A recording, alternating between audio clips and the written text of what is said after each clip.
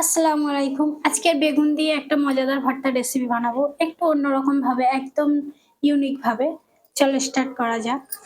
বেগুনগুলোকে ১ম এ আমি একটু ছোট, ছোট করে কেটে নেব, গোল, গোল করে।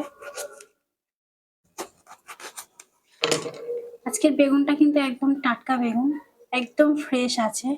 এই বাগান থেকে তুলে আনা বেগুন। এই টাটকা বেগুনের কিন্তু আলাদা একটা স্বাদ।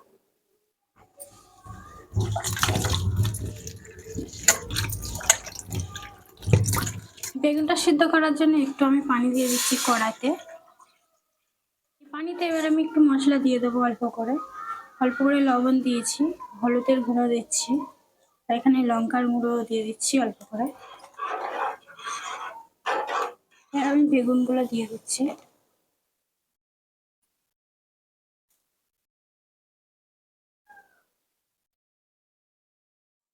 কিছুক্ষণের জন্য আমি চাপা দিয়ে রাখছি এটা সিদ্ধ হওয়ার জন্য। বেগুনটা সিদ্ধ হতে একটু সময় লাগবে, তার ফাঁকে আমি ভর্তার সরঞ্জামগুলো রেডি করে নিচ্ছি। এবার আমি মশলাগুলো সব ভেজে নেব। তেল দিয়ে দিয়েছি পরিমাণ মতো।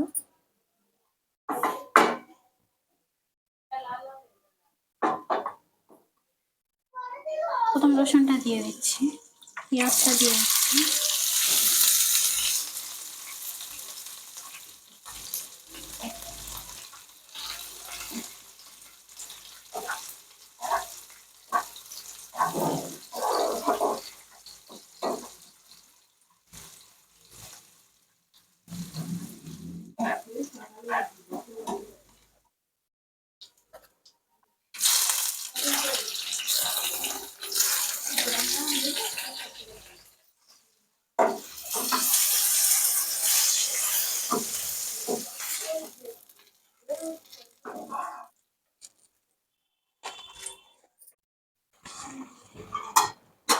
বেগুন সিদ্ধ আমার হয়ে গিয়েছে, এবার আমি এটাকে তুলে নেব।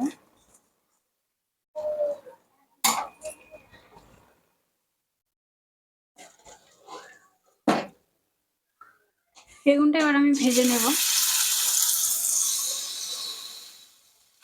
একে একে সব দিয়ে দিচ্ছি।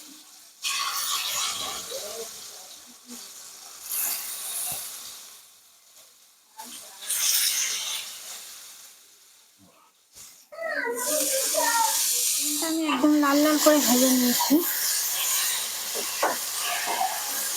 একদম উল্টে পাল্টে ভেজে নিয়েছি বেগুনটা আমি।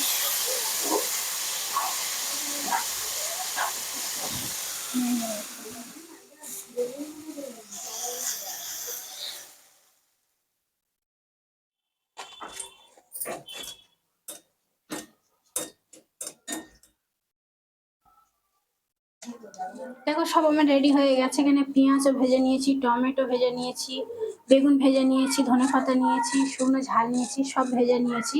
নিয়ে এবার আমি ভর্তাটা স্টার্ট করব।